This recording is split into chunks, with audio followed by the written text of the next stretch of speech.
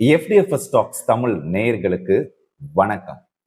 இன்னைக்கு நம்ம பார்க்க போறது நெட்ஃபிளிக்ஸ்ல வெளியான த ராயல்ஸ் அப்படின்ற வெப் சீரிஸ் பத்தி தான்.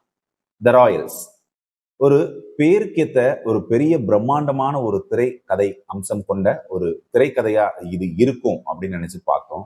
ஆனா ரொம்பவே ஒரு சின்ன ஒரு கதை அம்சம் கொண்ட ஒரு கதையை இவ்வளோ அழகா காட்ட முடியுமா, ஜாலியா காட்ட முடியுமா அப்படின்னா அது இந்த படத்தை தான் சொல்ல முடியும். காரணம் என்ன அப்படின்னாக்க, ஒரு காலத்துல இந்தியால வாழ்ந்த மிகப்பெரிய ராஜாக்களுடைய வம்சங்கள் எல்லாம் இன்னைக்கு கொஞ்சம் கொஞ்சமா அழிஞ்சாலும் கூட அவங்க வழியில வந்த சந்ததியினர் இன்னைக்கும் தங்களை ஒரு பெரிய ராஜாவா நினைச்சு வாழ்ந்துட்டு இருக்காங்கன்னு தான் சொல்லணும். அந்த வகையில வட இந்தியால உள்ள பல ராஜாக்களுடைய வம்சங்கள் இன்னமுமே தங்களை ஒரு ராஜ பரம்பரையா நினைச்சு வாழ்ந்துட்டு இருக்கிறது தான் இந்த கதையோட மையக்கரு.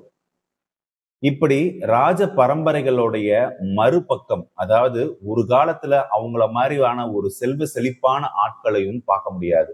ஆனா இப்போ நிறைய ராஜ பரம்பரைகள் பாத்தீங்கன்னாக்க அவங்களுடைய வரட்டு கௌரவம் ஒரு பக்கம் இருந்தாலும் கூட அவங்களுக்கான கடன் சுமை, அவங்களுக்கான மன அழுத்தம் அப்படிங்கிறது ரொம்பவே அதிகம்.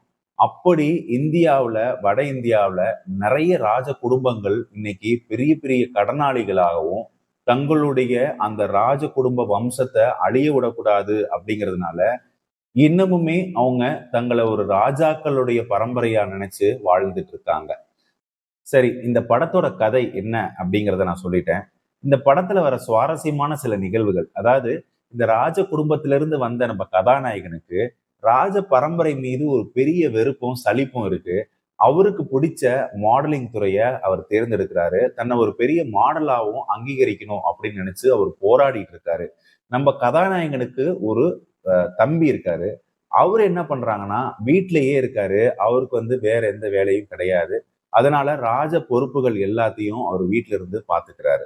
சோ இப்படி கதை நகர்ந்துட்டு இருக்கும் போதுதான் கதாநாயகி உள்ள வராங்க. நம்ம கதையின் கதாநாயகி பாத்தீங்க அப்படின்னாக்க ஒரு ஸ்டார்ட் அப் நிறுவனம் தொடங்குறாங்க. அந்த ஸ்டார்ட் அப் நிறுவனத்தோட கான்செப்டே என்ன அப்படின்னாக்க, ராஜாக்கள் அந்த அரண்மனையில எப்படி வாழ்றாங்க, அவங்களுடைய வாழ்வியல் என்ன அப்படிங்கிறத பப்ளிக்கு உணர்த்தணும், அவங்களுக்கு அது ஒரு எக்ஸ்பீரியன்ஸ் கிடைக்கணும் அப்படிங்கிறதுக்காக பல ராஜ குடும்பங்கள், அதாவது கடன் சுமையில உள்ள பல ராஜ குடும்பங்களுக்கு போய் நேர்ல போய் பேசுறாங்க. இவங்க அறிமுகம் ஆறதுக்கு ஒரு சில நாட்களுக்கு முன்பு தற்செயலா அவங்க ரெண்டு பேரும் அறிமுகம் ஆறாங்க. அவங்களுக்குள்ள சில உரசல்கள் ஏற்படுது. அந்த உரசலின் வெளிப்பாடா ரெண்டு பேரும் சண்டை போட்டுக்கிறாங்க. ஆனா எதிர்பாராத விதமா இங்க பிசினஸ் ரீதியா மீண்டும் ரெண்டு பேரும் சந்திக்கிறாங்க.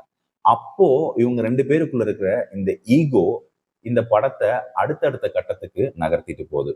அத ரொம்ப அழகா காமிச்சிருக்காரு கதையின் இயக்குனர். இந்த வெப் சீரிஸ் பாத்தீங்கன்னா ஒரு 8 எபிசோட்ஸ் இருக்கு.